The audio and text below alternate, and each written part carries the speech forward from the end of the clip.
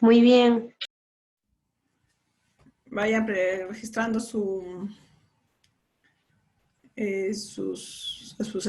vamos a que entren todos para poder tomar la asistencia, ¿ya?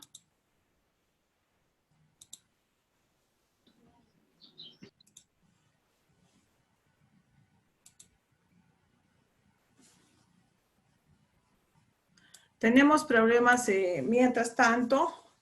Vamos a hablar, ustedes ya han escuchado a la directora en los mensajes que ha dado desde la mañana. Muchos han tenido problemas para subir sus trabajos o sus actividades de esta semana, ¿no es cierto? Entonces ella ha explicado que hay problemas en la plataforma, que ya lógicamente escapan, no son problemas sencillos, mejor dicho, sino que tiene que ver con un especialista, un técnico, me imagino, ¿no? Un ingeniero. Entonces, también les mandé un mensaje ayer en la noche, espero que lo hayan leído, en cuanto a la presentación de sus actividades. No se preocupen, chicos, no se va a habilitar la plataforma una vez que esté ya repuesta. Vamos a habilitar las tareas para que ustedes las puedan subir, ¿ya? No se van a afectar en ese sentido, no se desesperen, no se preocupen, simplemente estén atentos al comunicado que dé la directora una vez que ya se restablezca la plataforma como debe ser, ¿ya? Entonces, vamos a ir viendo, vamos a ir escuchando cómo se va a ir dando la plataforma, y también se dice se ha saturado, ¿no? La plataforma por lo mismo que tenía todas las videoconferencias, los videos desde el semestre pasado. Entonces lo que han hecho es borrar todo el semestre pasado, entonces para que en eso también no haya problemas. Entonces vamos una vez que se normalice todo, entonces ya vamos a subir nuestras actividades. ¿Algún problema, alguna inquietud de parte de ustedes mientras esperamos que sus compañeros se conecten para empezar la clase de hoy?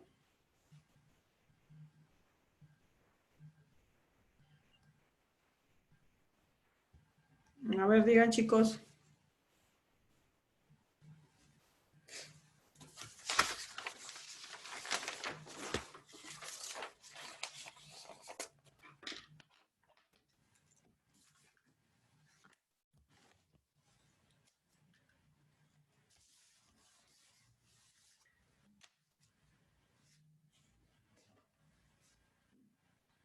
¿Algún problema, algo?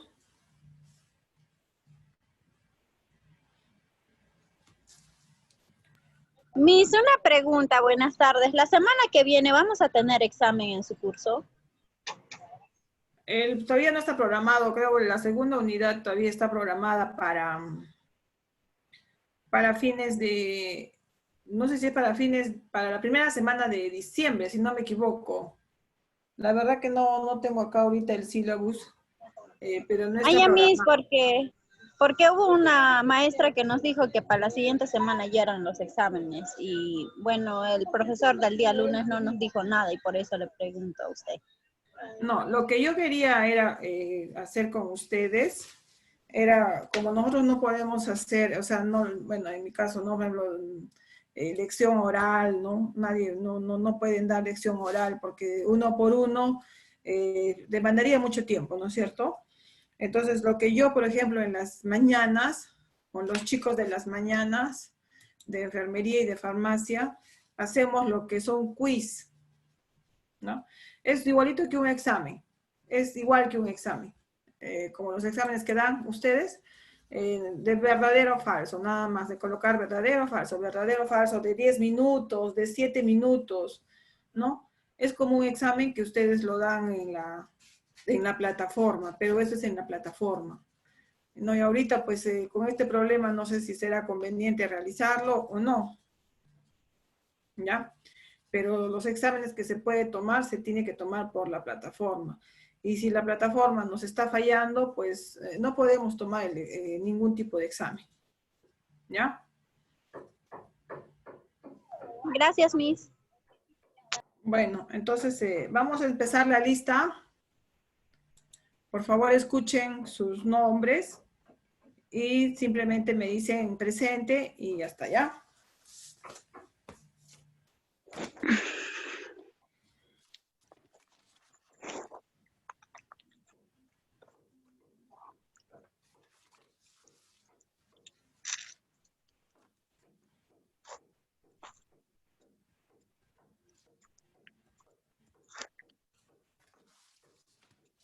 A ver. Aguirre Vilca María Isabel. Presente. Alanoca Cutipa. Alanoca Cutipa. Arocutipa Gilaja. Presente, Miss. Cora Sarmiento. Presente, Miss. Chalco Uscamaita. Presente, Miss. Chanchahuaña Chipana. Presente, Miss.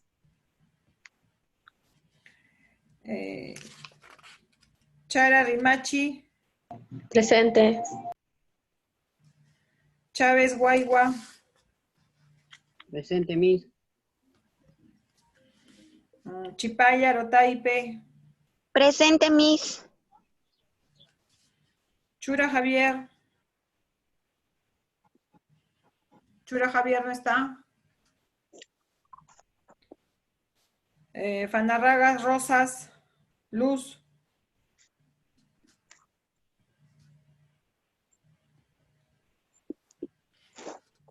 Flores Zúñiga. Pamela. Presente, Miss.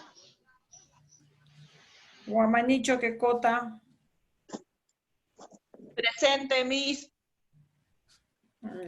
Guamaní Salcedo. Presente, Miss. Laime Mamani. Laime Mamani no está. Loaiza Coya. Presente, Miss. Machaca Mamani. Machaca Mamani Rosa. Mamani Guaita. Presente, Miss. Mangua Pasa. Presente, Miss. Mesa Hermosa. Mesa Hermosa, Fran. En el chat, Miss, le estaba escribiendo. Sí está.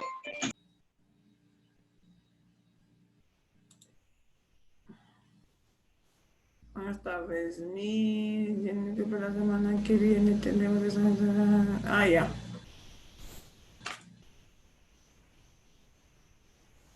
Ya. Misme Guapaya, Jenny. Sí está, ¿no? Ya le escuché, ya le escuché. Morocco, Gutiérrez.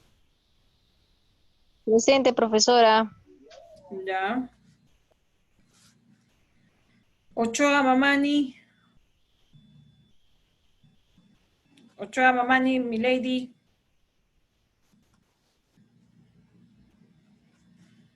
Ortiz Pari.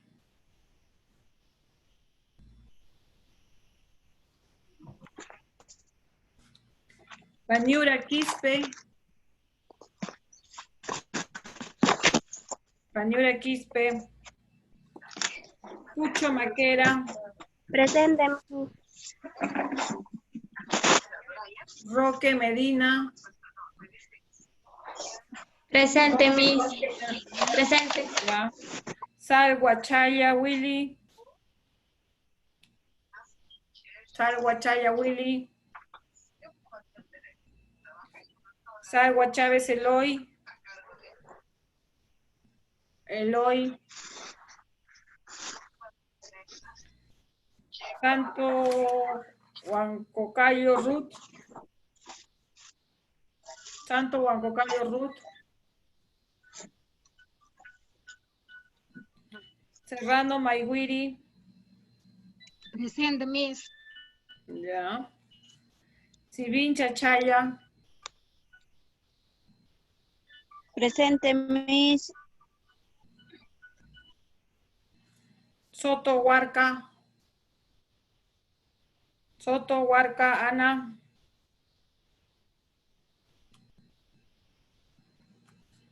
Torres, Ángela. Torres, Ángela. Urbina Pérez. Presente, Miss. Ya. Vilcapasa Bosa.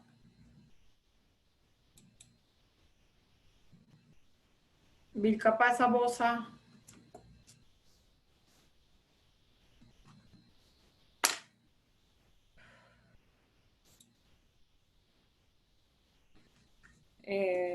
Paredes. ¿Qué se llama? Catherine. ¿Alguien que falte?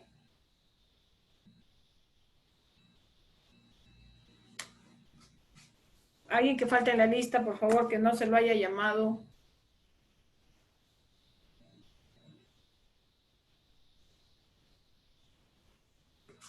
Estamos todos completos entonces.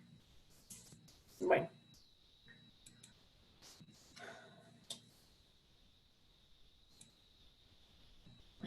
Bueno, como ya...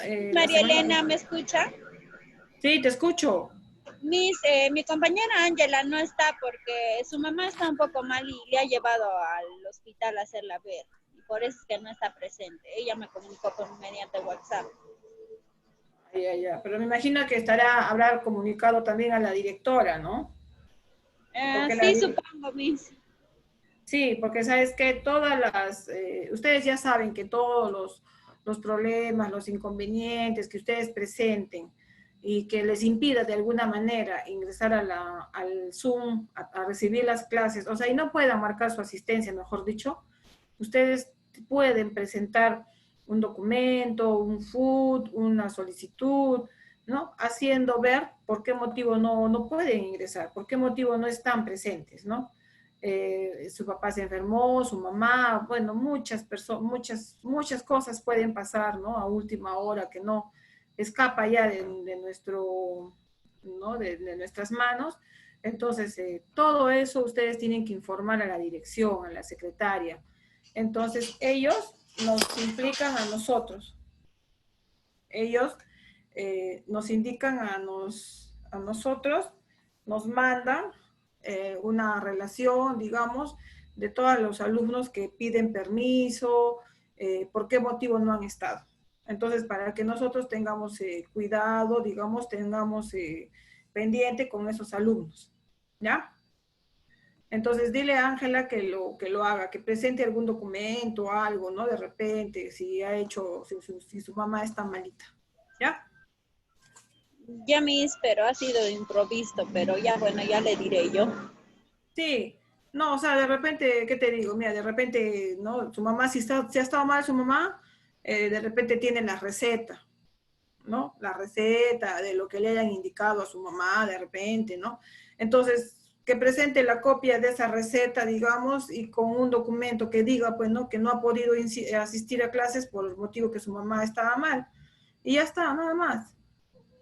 ¿Ya? Son cosas que se presentan a última hora que uno no puede, pues, ¿no? Que se escapa ya de las manos de cualquier persona, ¿no? Uno no sabe cuándo se va a poner a enfermar, ni cosa por el estilo. Entonces, cuando ocurren estas cosas de último minuto, de última hora, entonces, lo más, hay que presentar un documento y una evidencia, ¿no? Digamos, si su mamá ha estado mal, entonces de repente, ¿qué? De repente paga un recibo de consulta, ¿no? De repente le dan una receta. Entonces, una copia de esos papeles y ya está, nada más. ¿Ya? Bueno, eso es todo. Entonces, para empezar con nuestra clase de hoy, antes que todo, buenas tardes con todos, chicos. Espero que, bueno, como ya les expliqué, el problema de la plataforma, que no sea muchos días, para que no interfiera con nuestros trabajos. Entonces, como ya hemos venido desarrollando todo nuestro curso de semiología, vamos a empezar ahora a hacer los exámenes físicos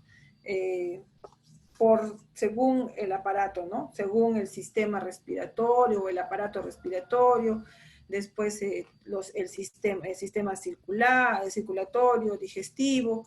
Entonces, poco a poco vamos a ir realizando los exámenes físicos según el sistema o, digamos, el aparato según de nuestros órganos, ¿ya? Para que nosotros de esa manera vamos a ir estudiando cómo se realiza el examen físico de cada aparato, ¿no? De qué cosas debemos buscar de anormal, cuál es lo normal para que podamos descartar lo anormal, ¿ya? Entonces, de todas maneras, a grandes rasgos prácticamente se les va, yo les estoy enseñando lo que es el aparato respiratorio. Es un, digamos, es un procedimiento bien, que más que todo que con la práctica, ¿no? En la práctica es donde uno llega a aprender más, ¿no? Entonces, a veces la teoría no es lo mismo que la práctica. En cambio, cuando uno está en la práctica, la misma práctica 1, 2, 3, 4 veces ya te hace aprender y te hace mantener esta destreza, ¿no? Esa habilidad. Que, bueno, nosotros algún día vamos a estar en un hospital y vamos a poder desarrollar este tipo de exámenes, ¿ya? Entonces, como les decía, hoy nos toca el examen físico del sistema respiratorio, ¿ya? Vamos a empezar primeramente en el aparato respiratorio. ¿Qué es lo que comprende?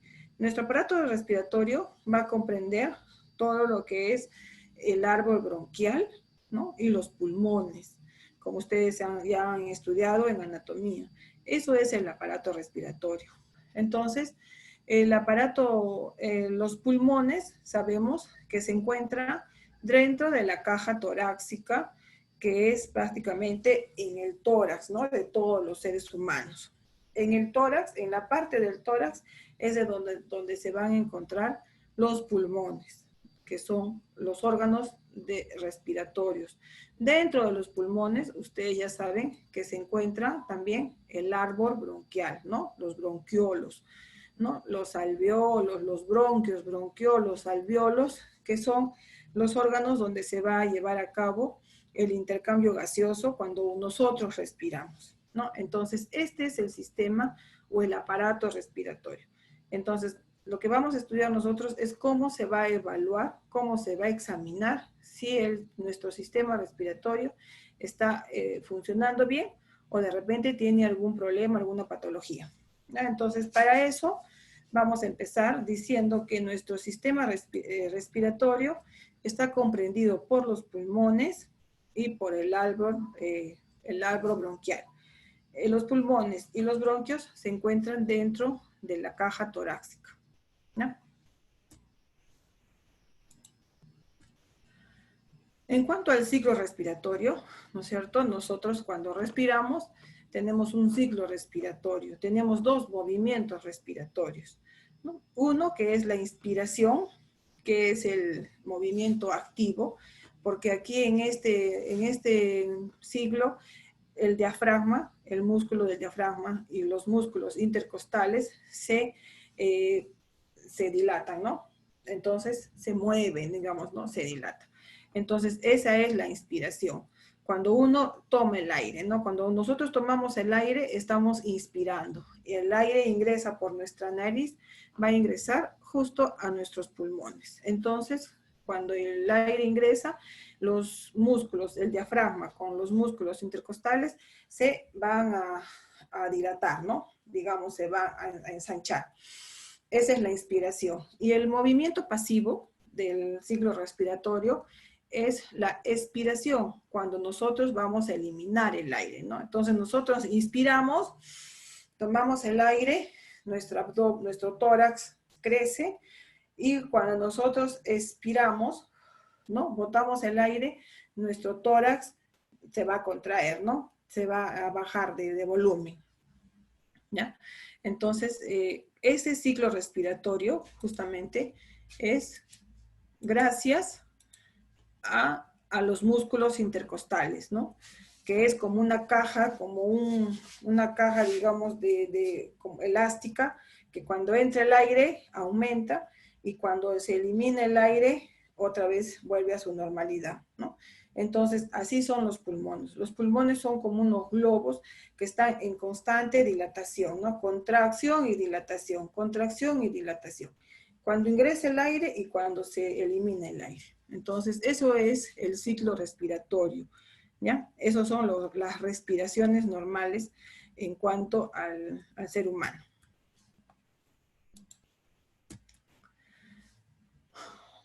En este examen físico, primero tenemos que identificar cuáles son las zonas, ¿no?, del tórax, ¿no? Entonces nosotros, digamos, cuando nosotros queremos llamar alguna parte del tórax, nosotros decimos, por ejemplo, en la clavícula, ¿no? O a veces decimos en la zona del medio, ¿no? Pero entonces nosotros a veces no sabemos de qué manera dominar una parte exacta del tórax, ¿no? Me duele acá, ¿no? Acá en el pecho, ¿no? Pero no sabemos dónde, si es en el medio, en la parte de adentro, afuera, arriba, abajo. Entonces, a veces nosotros no sabemos expresarnos de esa manera. El paciente no nos va a saber explicar, simplemente él nos va a señalar dónde le va a doler, pero el personal de salud tiene que saber conocer las zonas del tórax, ¿no? Para poder explicar de repente a otro médico, a una enfermera, ¿no? Saber explicar cuáles son las zonas del tórax. Para esto tenemos que saber cuáles son las zonas, cómo es que las partes que recibe el nombre el tórax.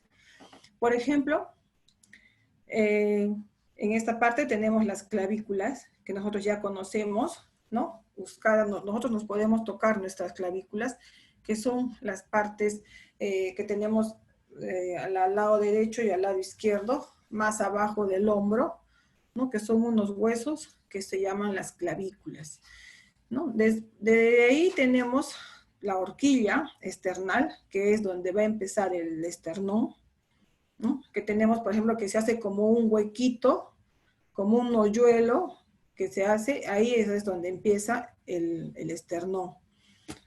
Después vamos a bajar y tenemos el ángulo de Lois, que es la segunda costilla, ¿ya? Prácticamente es, por ejemplo, cuando nosotros nos hacen una blusa o un polo con cuello camisero, justo termina ahí, ¿no? Cuando el escote a veces usamos, justo va a terminar en el ángulo de Lois, ¿no? Cuando ya es la altura de la segunda costilla. Entonces nosotros ya vamos a saber prácticamente dónde, según las zonas del tórax, vamos a saber a qué altura están las costillas. Entonces, en el ángulo de Lois vamos a estar a la altura de la segunda costilla. En el lado de las mamilas de las mamas, ¿ya? En el lado de las mamas va a estar el cuarto espacio de las costillas, intercostal. O sea, debajo de la mama sabemos que por ahí está la cuarta costilla intercostal, ¿no? Debajo de las mamas. Y después vamos a tener el ángulo del hipoepigastrio, que es encima, que está por encima del ombligo, ¿no? Esta sería una topografía torácica, ¿no? Las zonas del tórax. La clavícula, que nosotros conocemos, nos podemos tocar nuestras clavículas, ¿no?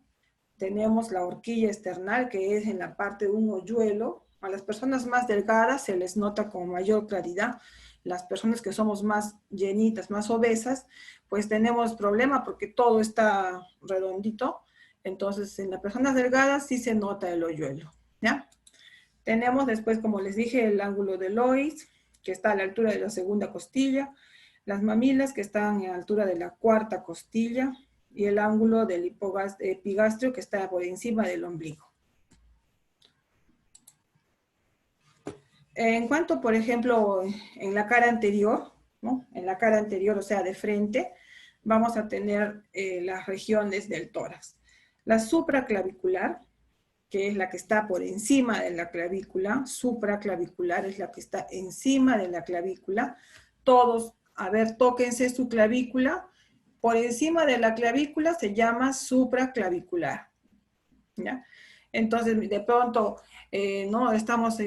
Atendemos un paciente en un puesto de salud y de repente le detectamos un tumor, ¿no? Entonces, ¿cómo lo vamos a describir, no? De repente yo lo quiero mandar al hospital de Majes, ¿no? Para que le hagan un análisis más exhausto.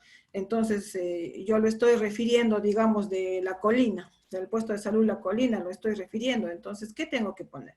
No, en mi referencia yo en todo caso pondría paciente, varón de 50 años de repente, ¿no? Que acude al establecimiento por presentar un dolor en zona del hombro, ¿no? Entonces al examen se observa una tumoración en la región supraclavicular derecha, ¿no? Entonces ya vamos a saber nosotros de dónde me están hablando, exactamente dónde va a ser el tumor, ¿no? Entonces, qué diferente es nosotros que sepamos, digamos, dividir o sepamos reconocer cuáles son las regiones del tórax, ¿ya?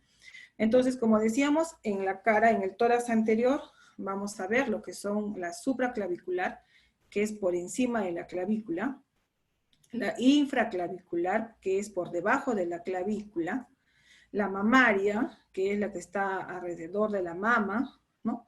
Y el hipocondrio, ¿no? Que es el que está ya en el abdomen prácticamente. También asimismo, como hay estas regiones del tórax, vamos a ver unas líneas convencionales imaginarias, ¿no? Entonces nosotros nunca vamos a encontrar un tórax que presente las líneas, ¿no? Sino que yo imaginariamente nosotros vamos a ver vamos a dividir el tórax con unas líneas imaginarias, ¿no? Para que nosotros nos podamos ubicar, para que podamos explicar a otro profesional de repente, para poder ubicar algún problema más exactamente, ¿no? Tenemos unas líneas convencionales, por ejemplo, la clavicular, que es la que está a la altura de la clavícula. A ver, vean en la diapositiva, por favor. Esta es la línea clavicular. Después la línea de la tercera costilla, ¿no? Que es entre la mitad de la clavicular y la mamaria, es la mitad. Esa es la línea de la tercera costilla. La axilar anterior es justamente a la altura de la axila, pero en la parte de adelante, a un costado, ¿no? La media clavicular va a ser en la mitad de la clavícula, que justo va a dar a la mama, ¿no? A la mama nosotros vamos a tener como referencia la mama, y si seguimos con una línea, va a ser la mitad de la clavícula, ¿no? Esa es la medio clavicular.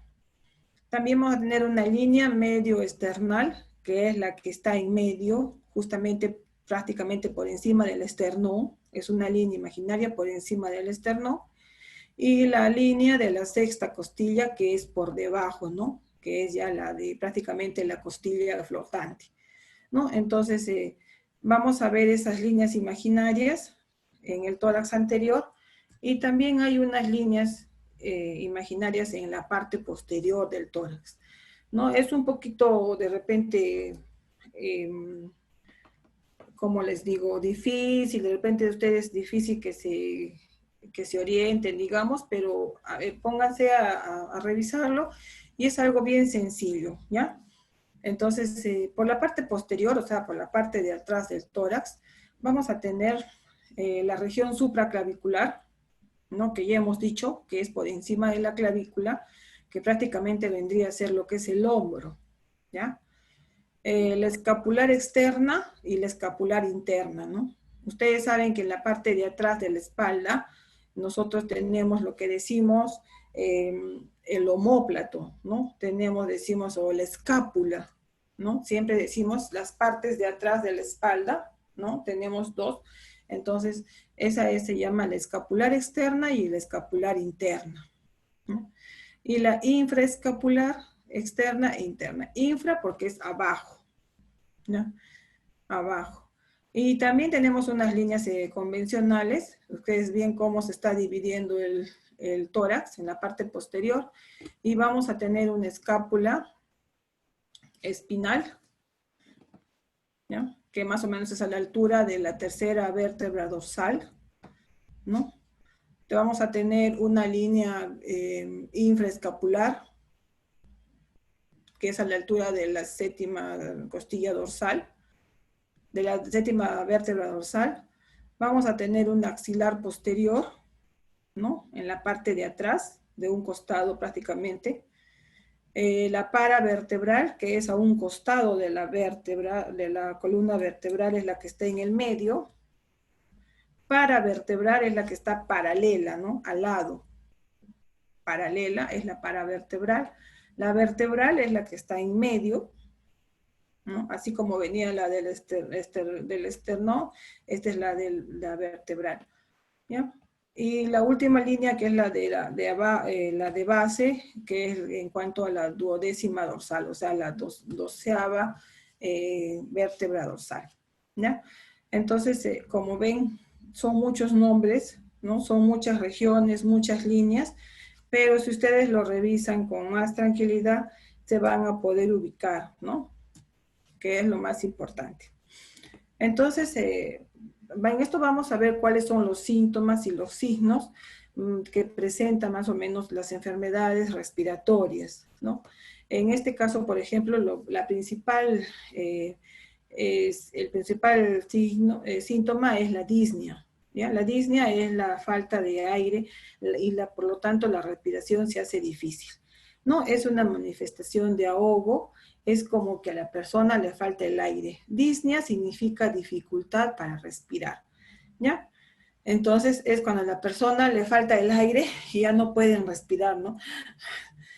Les falta el aire, no quieren respirar más y no se puede, ¿no? Es como que si estuviesen ahogando. La taquipnia, hemos dicho también que ya hemos hablado de eso, la taquipnia es cuando las respiraciones son muy aceleradas, son más rápido de lo normal, ¿no?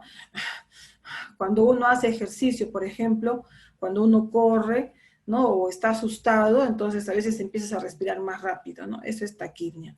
Pero a veces hay enfermedades que te producen esta taquipnia, ¿ya? Hiperpnea también son las respiraciones más profundas, ¿no? Así como cuando uno suspira, entonces son las respiraciones más profundas, ¿no? Licenciada María Elena, buenas tardes. Dime. Disculpe que le interrumpa la clase. Licenciada, le llamo de aquí de parte de dirección. Licenciada, como usted sabe y como los estudiantes saben, desde el día de ayer la plataforma está en mantenimiento. Sin embargo, hay algunos de los alumnos que están en plataforma. Por favor, el día de hoy y el día de mañana no tienen por qué entrar a la plataforma porque los docentes están llamando la asistencia en un registro. Ustedes ingresan a la plataforma, nos está dificultando al técnico para que pueda darle el mantenimiento, el debido mantenimiento a la plataforma. Rogaría, por favor, que nadie ingrese a plataforma para poder agilizar el trabajo y que cada estudiante ya pueda tener su plataforma con normalidad. Ya, listo. Yo les voy a hacer recordar, ¿ya? No te preocupes. Gracias. Gracias. A ver, por favor, chicos, por favor. Han escuchado a la secretaria. Los que estén en plataforma, por favor, salgan de la plataforma. La plataforma está en mantenimiento. Por favor, seamos responsables. Entendamos lo que está pasando. Por favor, no estén en la plataforma. Salgan de la plataforma. De lo contrario, el técnico no le va a poder dar mantenimiento y por lo tanto va a ser más difícil que se restablezca. Por favor, hay chicos que dicen que están en la plataforma, lo cual no debe ser así. Por favor, salgan. ¿Ya? Miss, ¿qué era taquipnia? Taquipnia son las respiraciones más rápidas. Es una respiración más rápida, ¿no? Por ejemplo, cuando tú corres, cuando corres, haces ejercicio, o cuando te asustas, cuando de repente piensas que, no sé, te va a pasar algo mal, o parece que alguien te quiere robar, y sientes, tu respiración empieza a ser más rápida, ¿no? De lo normal, ¿no? Entonces, cuando yo... Disculpa. Sí, a ver, diga. Hiperpnea. Una pregunta. Dime. Miss, hiperpnea, ¿qué significaba? Por favor, repítame. Ya. Hipernea es cuando, por ejemplo, las respiraciones son más, son rápidas, pero son más profundas, ¿no? Por ejemplo, cuando tú haces ejercicio, cuando tú te cansas, corres, ¿no? Haces ejercicio, no respiras normal, ¿no? Tú vas a hacer esto, ¿no? Pero tu respiración es superficial, o sea, no es tan profundo, ¿no? Entonces acá no mayor, no, ay, qué cansada que estoy, qué calor haces, pues, ¿no? Hasta que se te pasa y te tranquilizas. En cambio, la hipernea es también la respiración rápida, pero es más profundo, ¿no? Entonces, ¿no? Es más profundo la respiración, ¿ya? Me hizo una pregunta, las personas que se agitan mucho, Sí. A ver, ¿y a qué tiene con las personas que se agitan mucho? Me estaba hablando. ¿por qué, Miss? Por ejemplo, las personas que se agitan mucho, a veces son personas que tienen algún problema, por ejemplo, en los pulmones, son personas asmáticas, por ejemplo, ¿no? Cuando son problemas, las personas que tienen problemas del asma, tienen el problema eso de que se agitan muy rápido, ¿no? O tienen problemas pulmonares, se agitan bastante rápido, por ejemplo, o cuando uno está, por ejemplo, va a la sierra, sube a la altura, digamos, entonces no está acostumbrado también, ¿no? Te agitas, sientes que te falta el aire. Entonces, cuando a la persona le falta el aire, nosotros, ¿qué hacemos? Queremos que ingrese más aire porque nos está faltando, ¿no? El aire. Entonces, ¿qué hacemos? Empezamos a respirar más rápido, ¿no? Porque queremos tener más aire, sentimos que nos falta el aire. Pero a veces las personas que se agitan son personas que tienen problemas respiratorios. Por ejemplo, pueden tener cáncer en el pulmón, pueden tener tuberculosis, pueden tener, por ejemplo, neumonía, pueden tener asma. Entonces, hay muchas enfermedades que digamos, que presentan este signo, ¿no? De la disnea. Entonces, como acá ahorita vamos a ver justo cuáles son las causas de la disnea. ¿Por qué? ¿Qué causa justamente esa dificultad para respirar, esa agitación para respirar? ¿Ya? Por ejemplo, puede ser respiratorias, como ya les dije, problemas en la laringe, ¿no? De repente un cuerpo extraño, de repente hay niños que se tragan las monedas, ¿no? Hay niños que se tragan la moneda, por ejemplo, están jugando con la moneda en la boca y de pronto, ¡pum!, se les pasó, ¿no? Y se les atraca en la laringe, ¿no? Se queda ahí, en el tubito de la laringe se tapa ahí. Entonces, el niño que empieza a sentir la dificultad para respirar, ¿no? Entonces, hace disnea, porque quiere respirar más, siente que el aire le está faltando. Entonces, puede ser muchas causas, ¿ya? También puede ser por edemas, ¿no? Cuando haya una inflamación de la faringe, puede ser por parálisis, ¿no? Cuando hay las personas, por ejemplo, que sufren de parálisis, ¿no? De hemiplegia, paraplegia, entonces puede haber también ese tipo de dificultad respiratoria. Por enfermedades obstructivas crónicas, ¿no? Por ejemplo, para el asma, bronquitis, neumonías, ¿no? Entonces, también cuando una persona sufre muchas veces o repetidas veces de problemas respiratorios, por ejemplo, también, ¿no? Va a ser ese problema de falta de aire. Cuando haya cáncer también, como les digo, cáncer a los pulmones, por ejemplo, al final la persona ya no puede respirar, ¿no? Y va a tener que va a presentar esa disnea, ¿no? Esa dificultad para respirar. Asimismo también, cuando también hay problemas en los pulmones, por ejemplo, el enfisema, ¿no? Las infecciones como las neumonías, la tuberculosis, por ejemplo, son causas que pueden producir la disnea, la dificultad respiratoria. Y también tenemos causas cardiovasculares, por ejemplo, del corazón, ¿no? Por ejemplo, cuando hay insuficiencia cardíaca, ¿no? Problemas ya del corazón, ¿no? Nuestro corazón a veces, ya tanto que, ¿no? A veces se engruesan las paredes del corazón, ¿no? Se engrosan, se vuelven más gruesas de lo normal, y tal es así que el corazón ya no puede contraerse y dilatarse como es normal, ¿no? Porque ya están muy gruesas sus paredes. Entonces ya no se contrae y se dilata como debe ser. Entonces eso también va a provocar la disnea, ¿no? La dificultad para respirar, ¿no? Otro signo también de las enfermedades respiratorias es la tos, ¿no? Que todos ya sabemos, ¿no? Entonces, cuando a veces nosotros tenemos tos, ya sabemos que estamos mal de los bronquios, que ya nos va a dar neumonía, que al toque nosotros cuando tenemos tos asociamos con un problema respiratorio, ¿no es cierto?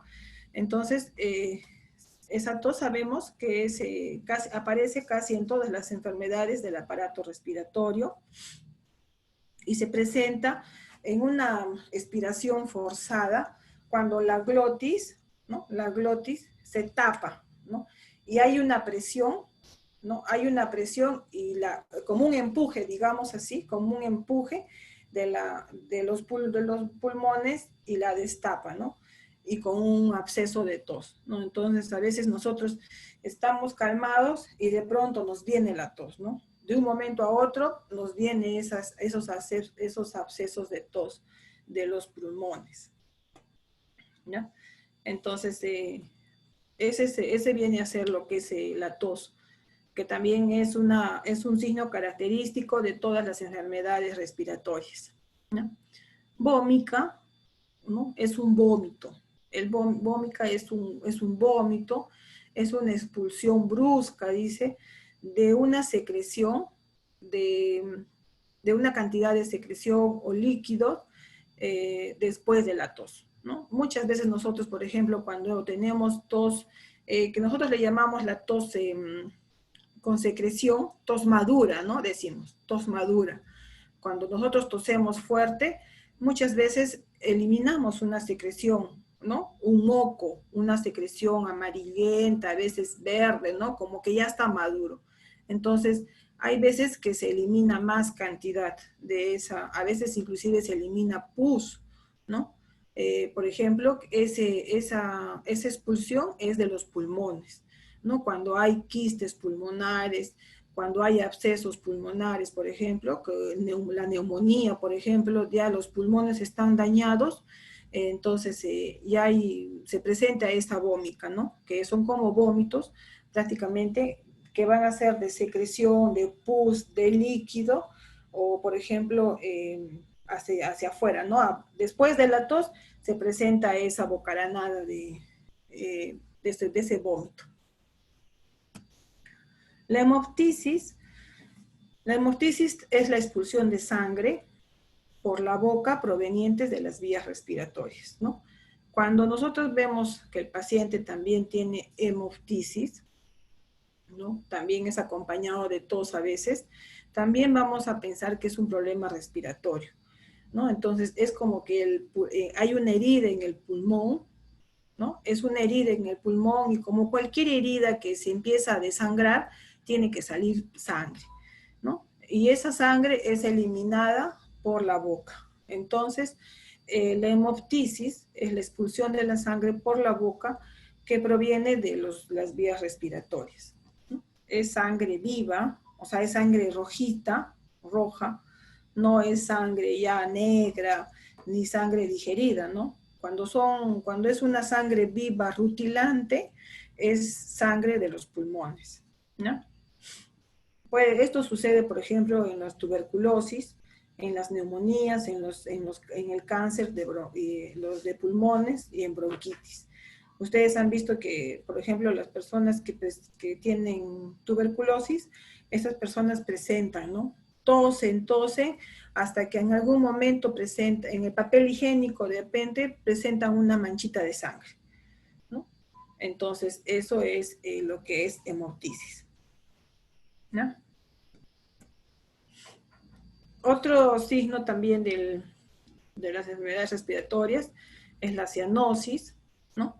Porque cuando no respiramos bien, eso quiere decir que el oxígeno no va a llegar como debe ser a nuestro cerebro y mucho menos a las partes más lejanas de nuestro cuerpo, como son nuestros miembros inferiores, nuestros miembros superiores, ¿no? Entonces se va a empezar a poner azul, cianóticos, ¿no? Las uñas, los labios, ¿no? Las mucosas se van a poner color azul, cianóticas, ¿no? Esto nos va a indicar que no hay una buena ventilación en mi organismo. También va a haber fiebre, anorexia, que es la falta de apetito, no vamos a tener apetito para comer nada, y abstenia, que es la sensación de cansancio, ¿no? Que sentimos que no podemos hacer nada, como que no tengo fuerzas para hacer nada. ¿Ya? ¿Alguna pregunta hasta acá, chicos?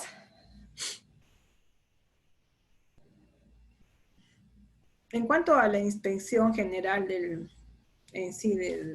tórax, prácticamente cómo funciona mi sistema, mi aparato respiratorio, como les decía, tenemos que observar si hay cianosis, ¿no?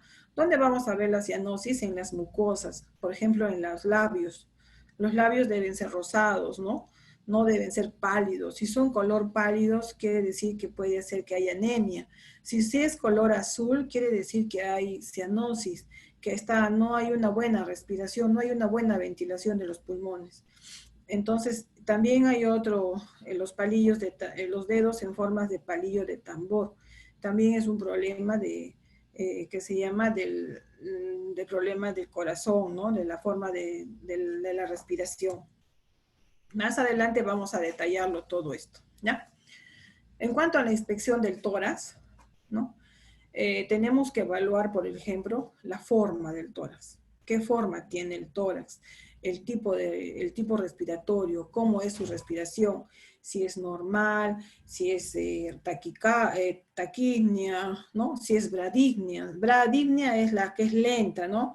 Es ya menos de 10 respiraciones, ya parece que ya no respiraras, ¿no? Entonces es lenta la respiración. Entonces nosotros tenemos que ver el tipo respiratorio. ¿Cuántas respiraciones se realiza en un minuto? Lo normal de la frecuencia respiratoria es de 12 a 20 respiraciones por minuto.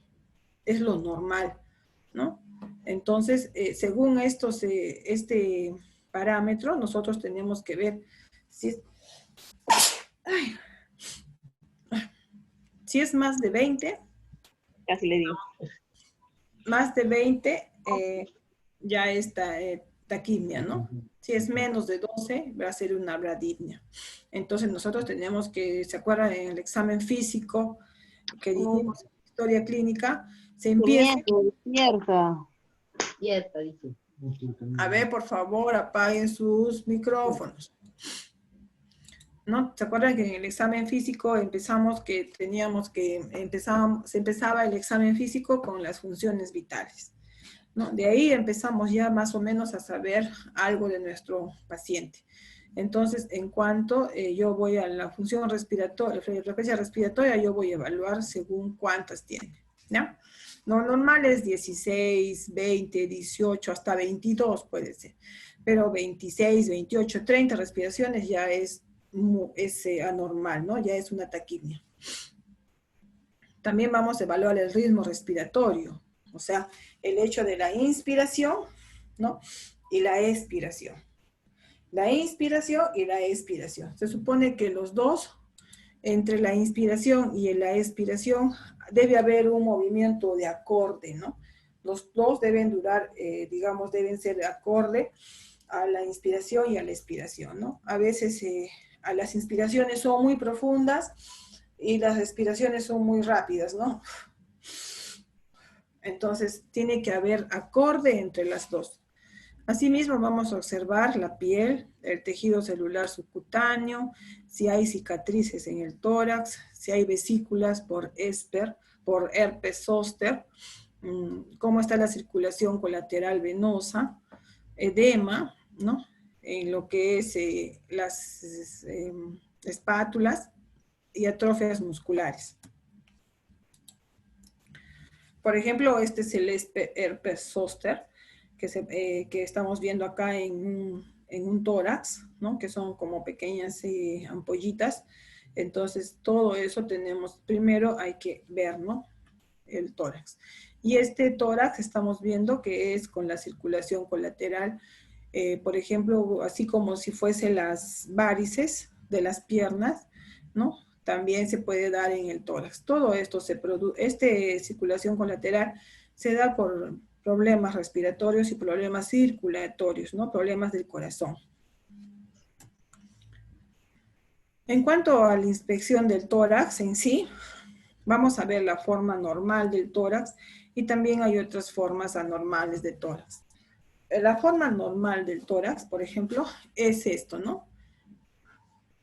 Es como que nosotros lo estamos viendo por la parte, digamos, de arriba, ¿ya?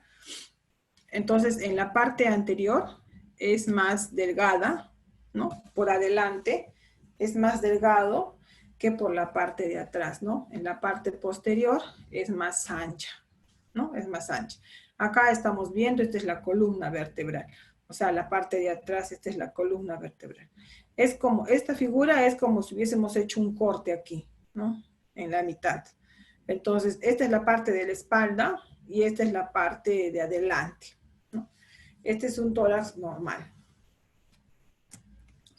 Aquí vamos a ver muchas formas de tórax que vamos a ir, se pueden encontrar. Este es un tórax en tónel, ¿no? Que es bastante grande. Este es un tórax sifótico, ¿no? Por la formatura de la columna vertebral.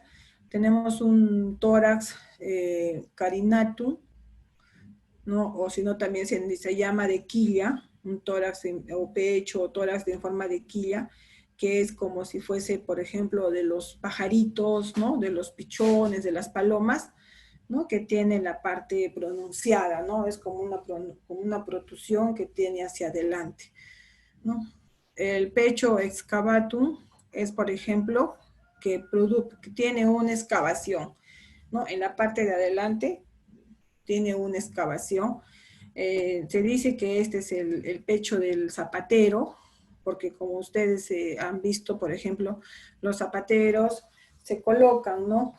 El zapato, se apoyan siempre, por ejemplo, el zapato que están arreglando, se lo van a apoyar siempre en el tórax, ¿no? Se apoyan, digamos así, ¿no? Se apoyan en esta parte para estar arreglando, para estar cortando, digamos, ¿no? Están cortando. Entonces, se apoyan en esta parte y es lo que se llama, pues, le llaman el pecho del zapatero, ¿no? El tórax sífolo-escoliótico, ¿no? Que son malformaciones prácticamente ya de la columna vertebral.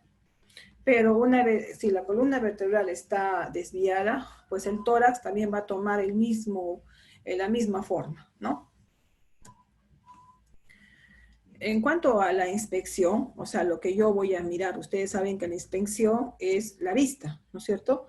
Entonces, como les decía, vamos a ver si hay una cifosis, por ejemplo, si hay una convexidad de la columna dorsal, ¿no? Cuando a veces las personas, más que todo las personas adultas, tienen como nosotros decimos, ¿no? Es jorobadita, ¿no? La persona es una cifosis. Esto se da por una malformación de la columna vertebral, ¿no? Ustedes están viendo que esto es lo normal y esto es una columna vertebral con cifosis, ¿no?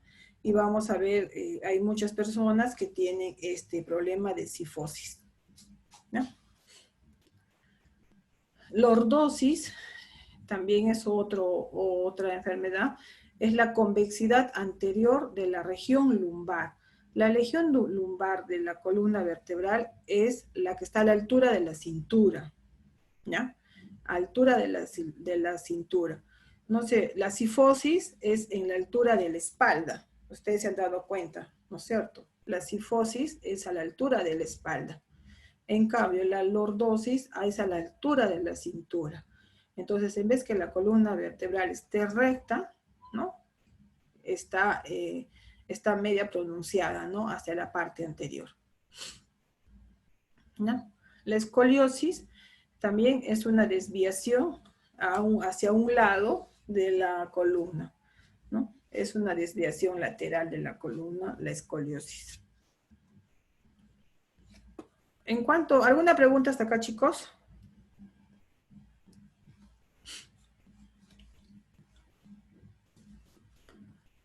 Esta es una figura también prácticamente de los tórax, que están segmentados, que están, digamos, vistos desde la parte, ¿no?, transversal. Este es un tórax infantil de un niño.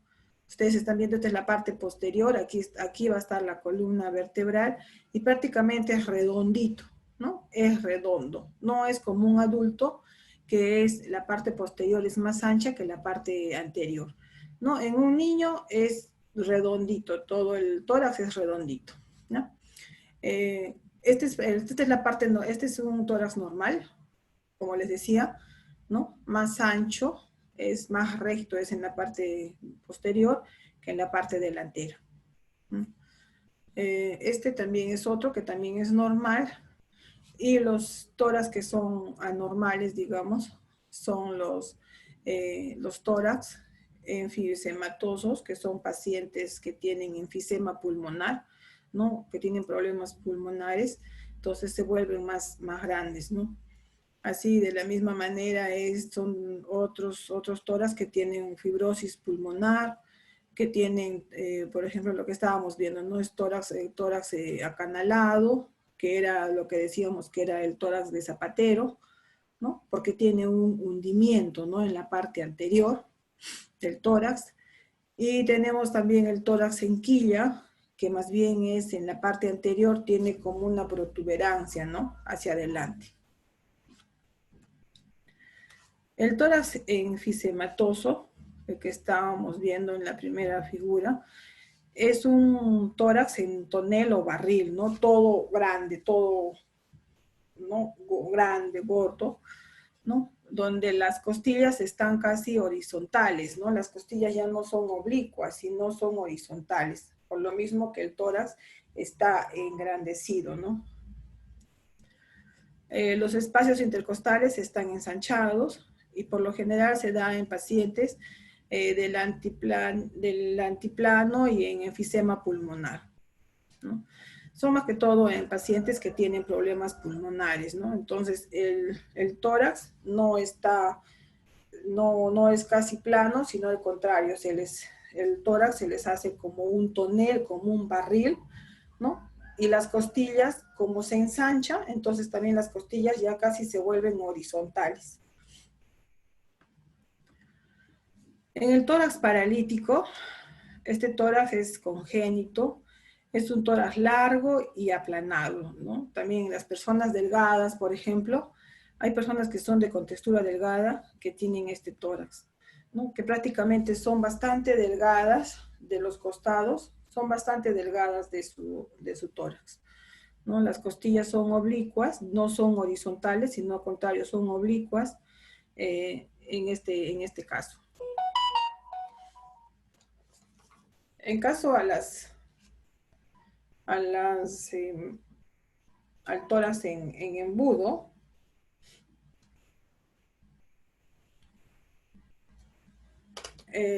por ejemplo, estábamos viendo que era lo que les decía, ¿no? El tórax en excavatum, que es como del zapatero, ¿no?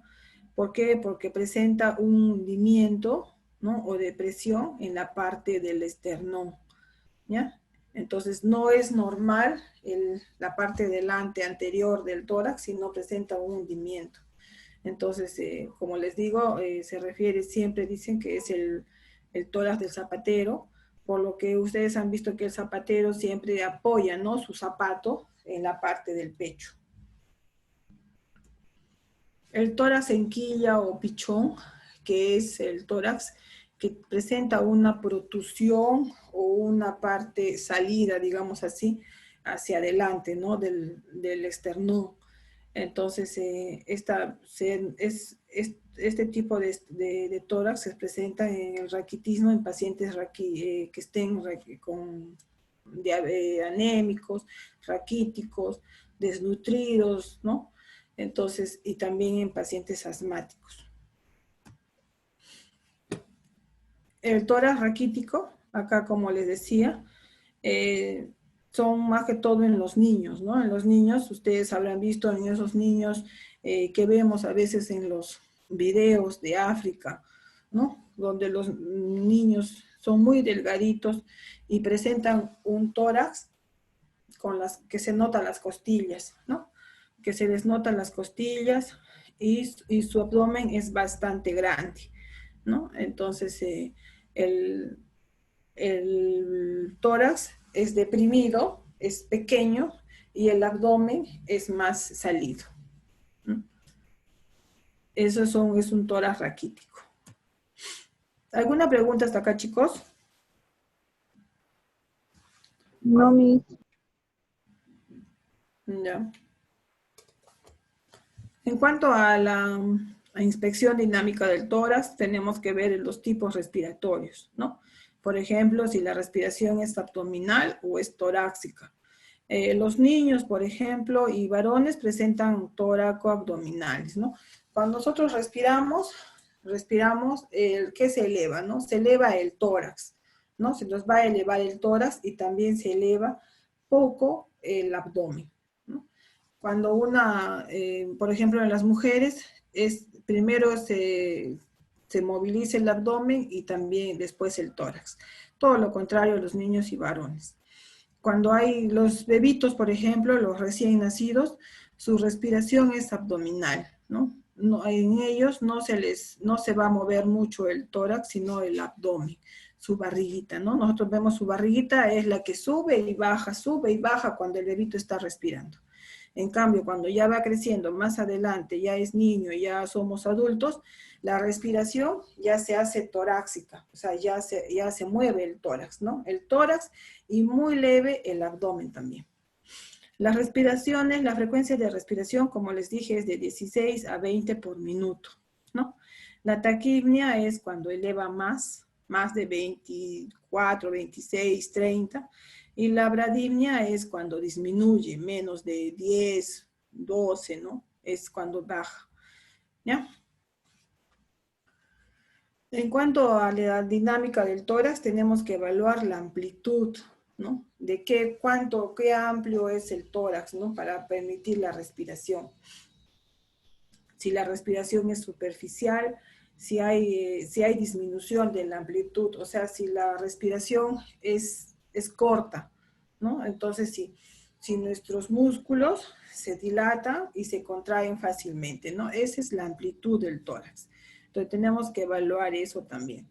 Entonces, si hay hipopnea, que es una respiración superficial, la hipernea, que es una respiración profunda, hipolipnia, que es un aumento de amplitud y frecuencia respiratoria, ¿no? Esa es la amplitud en cuanto al tórax. El ritmo, tenemos que ver, por ejemplo, si es una respiración normal, si se da en estos dos tiempos, como hemos dicho, se da en la inspiración y en la expiración, y cuánto dura cada una, ¿no? Como les dije, las dos tienen que guardar la misma correlación, ¿no? En estas gráficas de alguna manera se está graficando los tipos de respiración. La primera línea es la respiración normal, ¿no? Que uno respira, expira, expira y expira, ¿no? Lo normal, baja, sube, baja, sube, baja, sube. En cambio, la hiperventilación o la taquipnia, ¿no? Es cuando la respiración está aumentada. Sube, baja, sube, baja, sube, baja, sube, baja, ¿no? La hipoventilación o la bradipnia, que es cuando ya las respiraciones están muy bajas, entonces ya se empiezan a separar, ¿no? Entonces ya no respiro tan rápido, sino ya más lento, ¿no? Respiro. ¿No? Más lento, más espaciado está la respiración. La respiración de Chasmaul también es más rápida, continua, casi superficial, ¿no? Superficial porque no es tan profunda. Chase-Nestor también es una respiración que hay unos periodos de apnea, o sea, donde no hay respiración. Estoy respirando normal y de pronto ya, dejo de respirar, ¿no? O sea, ya no se me mueve el tórax, el abdomen, el aire no entra, no se produce respiración. Hay una parte de apnea, ¿no? Y después de unos minutos, otra vez empiezo a respirar, ¿no? Otra vez empiezo a respirar. De pronto, otra vez un apnea. Entonces, esa es la de Cheyne-Stokes. Y la de Biot es igual, ¿no? O sea, es superficial con periodos de apnea también. Les he traído un video para que ustedes puedan ahí ver más. Es mejor verlo en video que de repente que yo les esté nada más explicando. Entonces, como decíamos, la de Cheyne-Stokes es una respiración que tiene un periodo de apnea, ¿no? Esta es una serie de respiraciones seguidas, ¿no? Es una respiración seguida y de pronto hay un periodo de apnea, o sea, no hay respiración, ¿no? Seco, cero ahí, cero. Entonces no dejas de respirar. Después, otra vez empiezas a respirar seguido, ¿no? Y de pronto otra vez el periodo de apnea, ¿no? En la de Chusmaul, por ejemplo, son respiraciones grandes, ¿no? Son más profundas estas respiraciones, son más profundas y separados también por periodos largos, ¿no? O sea, no son ya tan seguidas, sino son más largas, ¿no? Son más profundas, ¿no? Pero más separadas, espaciadas. La de Biot es, por ejemplo, son respiraciones y que tienen breves pausas apneicas, o sea, hay breves espacios donde no se respira, ¿no?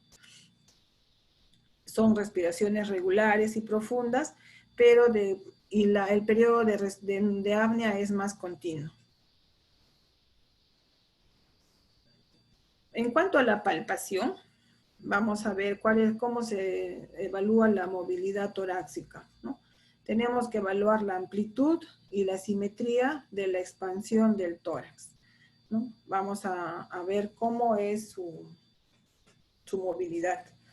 Entonces se tiene que evaluar las bases del tórax, de la parte inferior, de la escápula, ¿no? Entonces con la palpación nosotros vamos a tocar al paciente y vamos a sentir el paciente cómo respira, ¿no? Entonces cómo el tórax se va a expandir o no se expande, ¿no? Se expandir o no se va a expandir. Yo con la palpación, ya sea por la parte posterior o la parte anterior. También se va a ver la ampliación superior de los vértices, colocando la mano, la palma de la mano, en el pecho, ¿no? Prácticamente en el pecho. Entonces ahí el médico va a sentir la amplitud de la respiración del paciente, ¿no? Se siente cuando uno respira. La respiración no podemos controlarla nosotros, ¿no? O sea, yo no puedo dejar de respirar porque si no me voy a morir. Entonces, la respiración es algo involuntario que nosotros, y entonces el médico, por eso es que colocando, palpando en diferentes zonas del tórax, va a evaluar la amplitud del tórax, ¿ya? Acá, por ejemplo, va a evaluar las vértices. De igual manera va el lado lateral, ¿no? El costado, digamos, la parte lateral del tórax, haciéndolo colocar la mano, agarrándose la nuca, ¿no? Entonces, y el médico va palpando, va a evaluar la amplitud de la respiración. De igual manera, por ejemplo, también el médico va a indicarle al paciente que diga la palabra 33, ¿no? Ustedes habrán visto muchas veces, o de repente, si ustedes han sido pacientes, el médico les ha indicado, ¿no? Que digan 33. Esta palabra de 33 va a provocar unas resonancias, ¿no? Unos ruidos, ¿no? 33, unos ruidos, y de tal manera que el médico va a evaluar, ¿no? Va a evaluar qué sonidos son los que va a provocar. Cuando si la pared es rígida, o sea, la pared es cuando son las personas delgadas, ¿no? Esas vibraciones que provoca la palabra 33 está aumentado, ¿no? Se va a escuchar más fuerte, mejor dicho, más fuerte. Y cuando la persona es obesa, es más gordita, entonces esa vibración va a estar disminuida, ¿no? Por lo mismo que está obesa, por lo mismo que hay más tejido adiposo. En cuanto a la neumonía, también las vibraciones vocales van a estar aumentadas y en el derrame pleural va a estar disminuido, ¿ya? Y cuando existen las cavernas, por ejemplo, en el caso de las personas con TBC, también está aumentado, ¿no? Vamos a escuchar con esas vibraciones, va a ser más fuerte. Y va a estar disminuido cuando el paciente sufra una atelectasia, ¿no? Entonces, después de la palpación, el médico va a aplicar la técnica de la percusión, ¿no? Que ya sabemos que la percusión es golpear, ¿no? Golpear los dedos, ¿no? Las falanges de un dedo que esté fijo en una zona con los dedos centrales, ¿no? de la otra mano, ¿no? Dominante, ¿no? Entonces, esa es la forma de percusión, la forma de percutir, ¿no? Nosotros vamos a dar unos golpes con el dedo medio e índice, ¿no? Justo en la falange del dedo medio, ¿no? No es un golpe en la mitad del dedo de repente o en el dedo anular, no. Es justo en la falange del dedo medio, ¿no? Ahí es donde tenemos que dar nosotros los golpes. ¿Qué vamos a ver con la percusión? ¿Qué estamos evaluando con la percusión? Vamos a evaluar los campos pulmonares, ¿no? Entonces, se debe realizar comparando ambos hemitórax, ambos lados, ¿no? Entonces, de repente, si yo percuto en un lado de mi tórax, tengo que percutir al mismo tiempo en el otro lado, ¿no? Y comparando cómo suena acá y cómo suena en el otro lado, ¿no? No puedo percutir un solo lado, ¿no? Y sin percutir el otro lado, porque no asumamos que va a sonar igual, porque el pulmón puede sonar uno diferente que el otro, ¿no? Entonces, hay que hacer la percusión, pero en ambos hemitórax, ¿no? Por ejemplo, estas son las señales, digamos, estos círculos nos indican cómo se debe percutir, ¿no? Acá vamos a empezar, esta es la espalda, la parte posterior del tórax. Como ustedes están viendo, empezamos en el lado derecho, después seguimos al lado izquierdo, al frente, ¿no? Comparando lo que yo escucho acá o el sonido que produce la percusión en este lado, lo voy a comparar con el de este lado. Después voy a ir según la flecha, como estoy indicándoles, ¿no? De este lado voy bajando poco a poco todo lo que es el tórax, ¿no? Y comparando al frente, bajo al frente, ¿no? De esta manera se va a percutir todo el tórax, ¿no? Comparando un hemitórax con el otro. En la parte anterior, o sea, en la parte de adelante, de igual manera, ¿no? Vamos a percutir primero en la zona supraclavicular, hablando ya más técnicamente, ¿no? Esta ya hemos visto que es la zona supraclavicular, la de abajo es la zona infraclavicular, ¿no es cierto? Entonces, entonces empezamos a comparación, ¿no? Uno al frente del otro. Entonces, percuto en un sitio y percuto al mismo nivel al otro lado, ¿no? Y así sucesivamente hasta terminar todo el tórax, ¿ya? ¿Y qué sonidos vamos a escuchar en la percusión? Vamos a evaluar los sonidos bajos, que son resonancias normales. Vamos a percutir sonidos de alta intensidad y bajo tono, que son los mate, en caso que sean, por ejemplo, según el órgano donde se percuta, ¿ya? Y también se va a percutir en tonos altos, que pueden ser hiperresonantes o aumento de la resonancia, ¿no? En cuanto a la auscultación, ustedes saben que para hacer la auscultación se puede utilizar, puede ser directamente el oído, ¿no? Y también puede ser mediante el estetoscopio, ¿no? Que nos podemos ayudar para auscultar. En la auscultación nosotros vamos a escuchar muchos, hay ruidos, ¿no? Hay ruidos que son normales y hay ruidos que también son anormales, según la patología también que presente el paciente, ¿no? Los ruidos normales, por ejemplo, es el murmullo vesicular. Es el paso del aire que se produce en la inspiración, cuando entra el aire, en la inspiración y en la expiración, cuando elimino el aire, ¿no? Hay un murmullo vesicular. Cuando se produce en el intercambio gaseoso del aire, por ejemplo, se produce un sonido.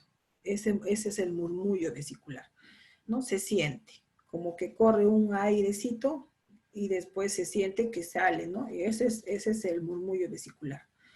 En cuanto a la respiración bronquial, es un ruido laríngeo traqueal áspero y de tono elevado, ¿ya? Siendo la expiración más prolongada. Por ejemplo, eso se produce cuando el aire ingresa en la tráquea y los bronquios principales, ¿no? Esos son los ruidos normales en personas sanas y normales también. Los ruidos agregados o ruidos que ya se presenten cuando hay alguna enfermedad respiratoria, por ejemplo, son los estertores, ¿ya? Los estertores secos, que pueden ser los roncos, ¿no? Que se producen en los bronquios gruesos. Por ejemplo, dice, como un ronquido al dormir, ¿ya? Y que desaparecen después de toser.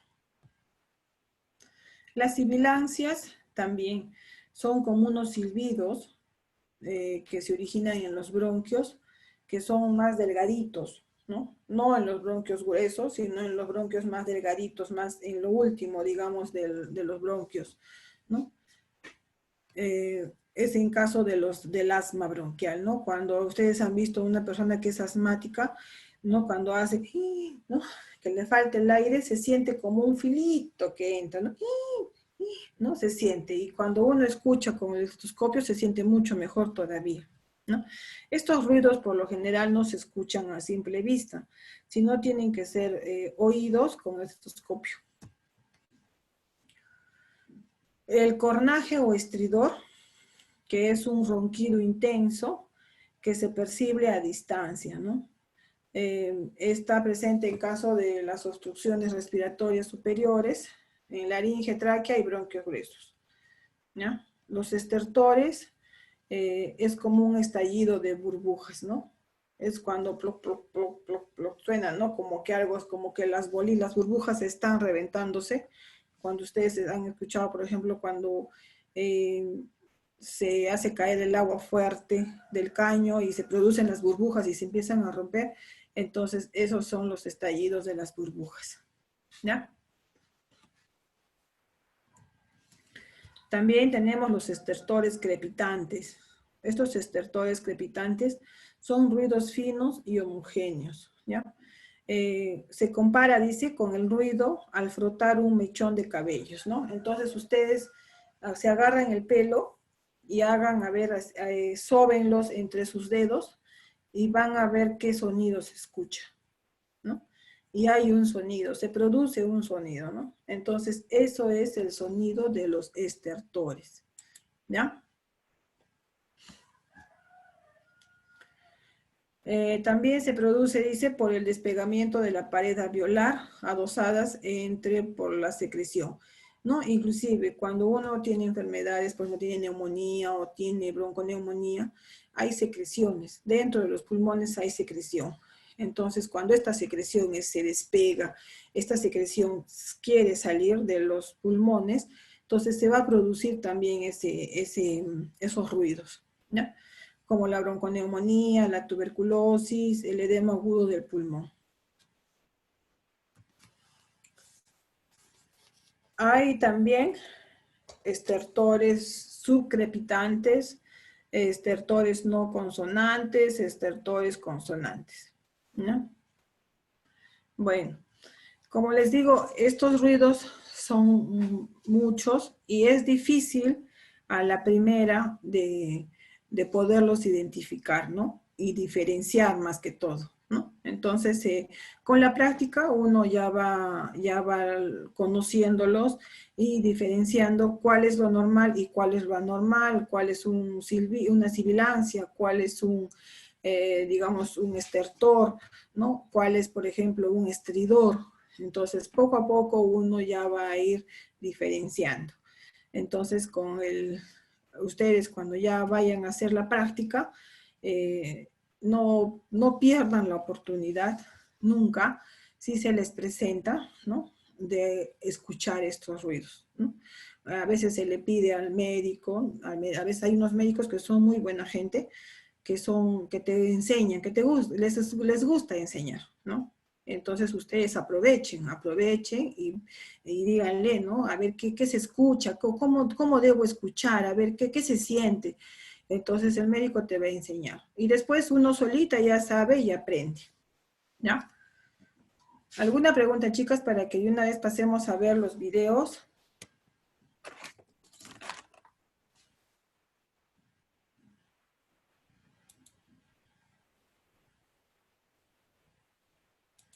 Del aparato respiratorio, realizado por los estudiantes de la Universidad Regional Autónoma de los Andes, UNIANDES, con la coordinación del doctor Roberto Zúñiga Viteri.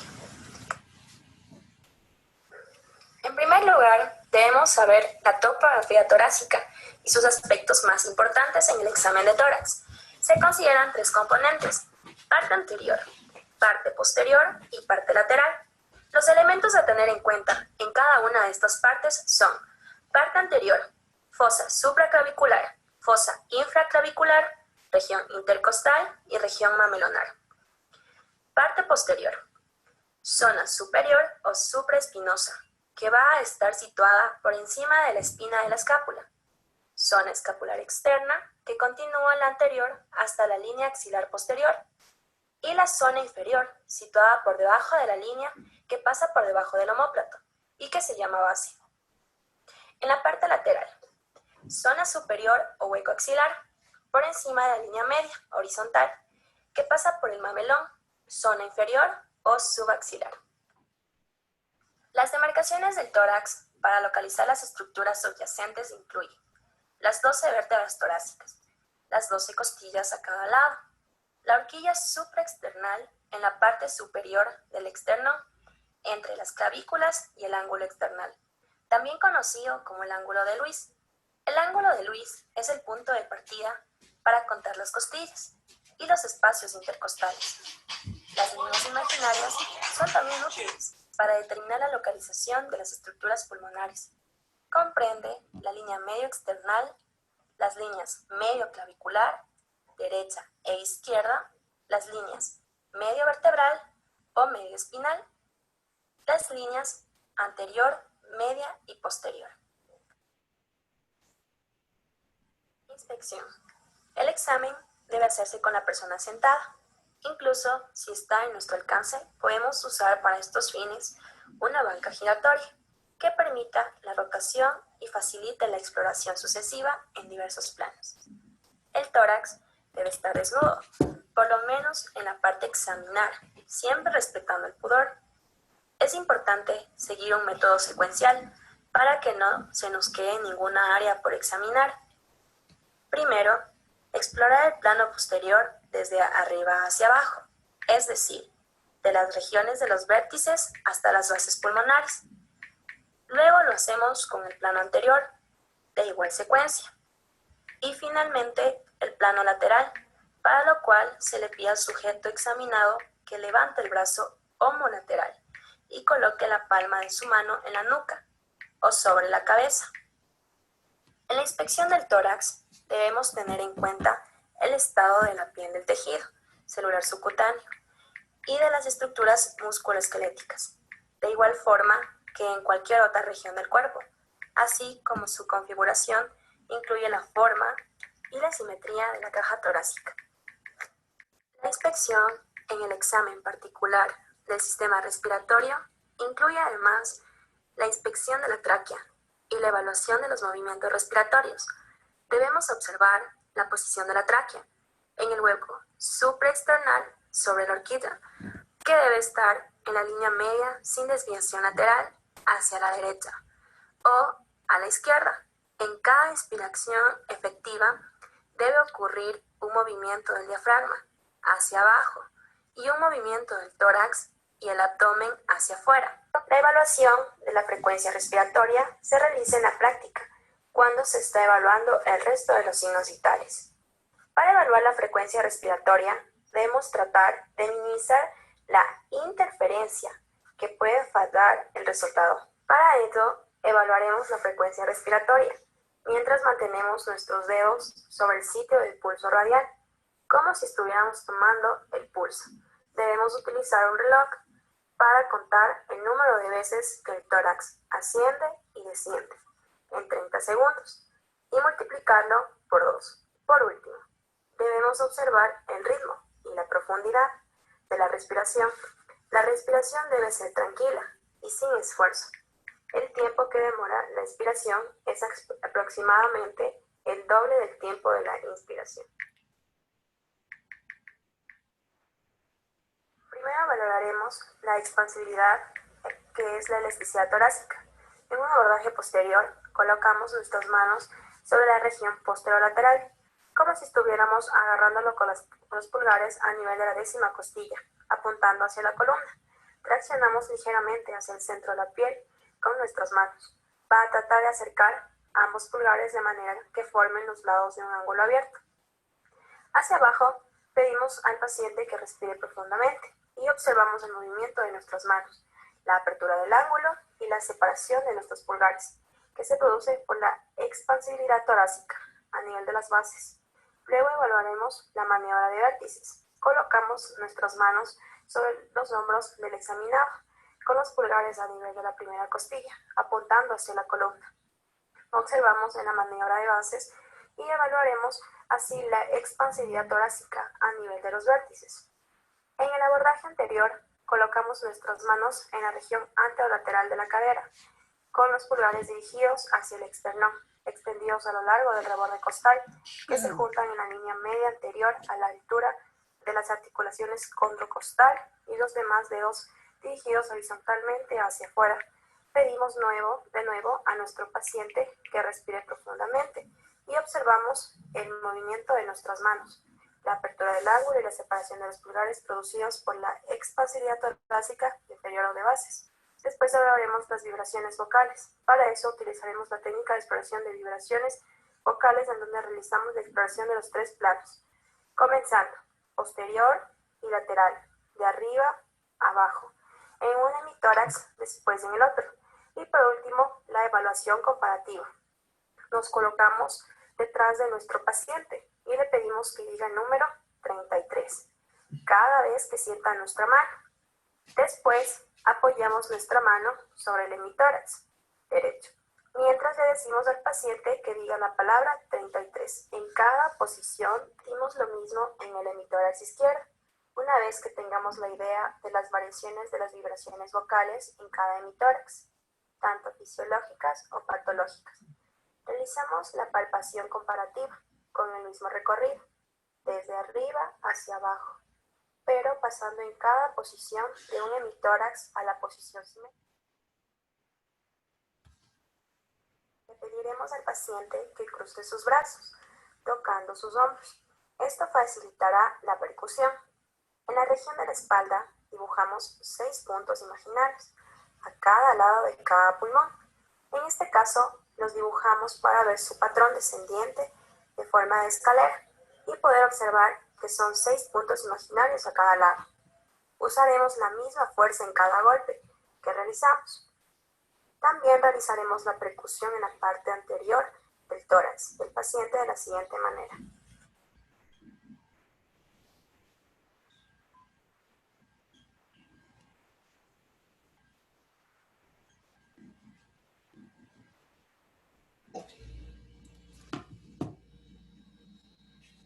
Auscultación. Para realizar la auscultación se usa el diafragma del estetoscopio para los sonidos que se van a escuchar. El murmullo vesicular se puede escuchar mejor con la campana. Al paciente se le pide que respire hondo, profundamente, con la boca abierta para escuchar de mejor manera los sonidos. La auscultación se va a realizar en los puntos imaginarios anteriormente mencionados. También es importante realizar la auscultación en el tórax anterior del paciente de la siguiente manera.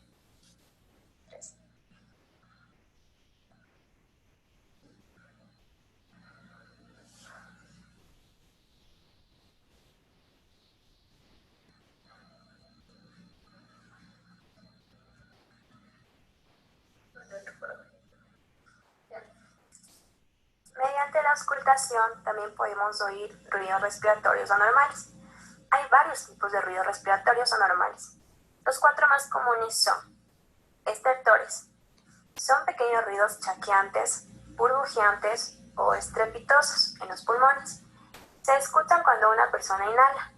Se cree que ocurren cuando el aire abre los espacios aéreos cerrados. Los estertores se pueden describir más ampliamente como húmedos, secos, finos o roncos.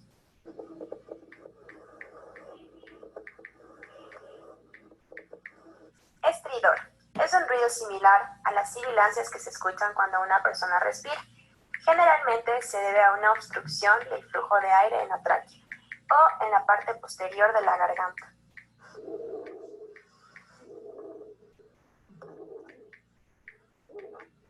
Sibilancias.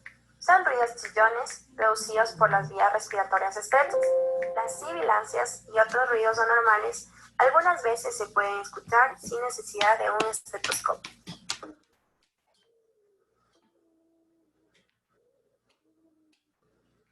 Roncos. Son ruidos que parecen ronquidos y ocurren cuando el aire queda obstruido o el flujo de aire se vuelve áspero a través de las grandes vías respiratorias.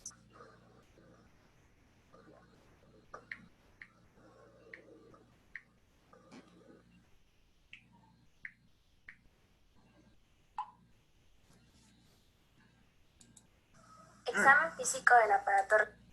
Acá tengo otro sobre lo que es el sistema, ¿qué se llama? Ay, Dios mío. A ver, vamos a ver uno sobre los tipos de respiraciones. ¿Ya? Ahí no está. Chispas. No lo encuentro.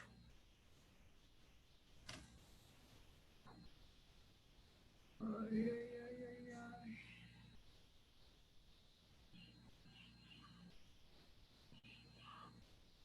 No encuentro ahora.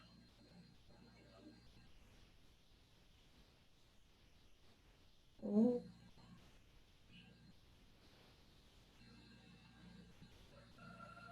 Oh, no. Bueno, no lo encuentro todavía. No sé dónde lo puedo haber puesto.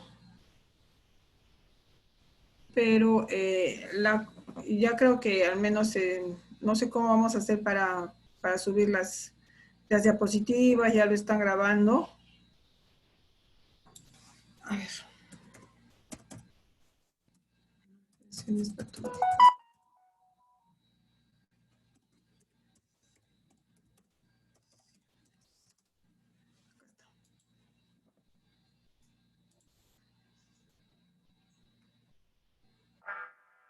¿Escuchando, chicas? La respiración es el intercambio de oxígeno y ¿Están escuchando el video? Sí. Ya. Sí. Ya. dióxido Es de cortito. carbono entre los pulmones y la sangre. Hay 2 fases, inspiración y expiración. En la respiración debemos valorar 3 aspectos. El ritmo, que es la regularidad de las inspiraciones y expiraciones, y pueden ser regulares e irregulares. La frecuencia, que es el número de respiraciones que se realizan en un minuto. Y la profundidad, que es la cantidad de aire inspirado y expirado en cada ciclo respiratorio. Para esto, observamos los movimientos torácicos que pueden ser profundos, superficiales o normales. Respiración de Kussmaul, también llamada respiración neurógena central. Es rápida y por lo general se debe a lesiones tegmentarias de la zona central de la protuberancia.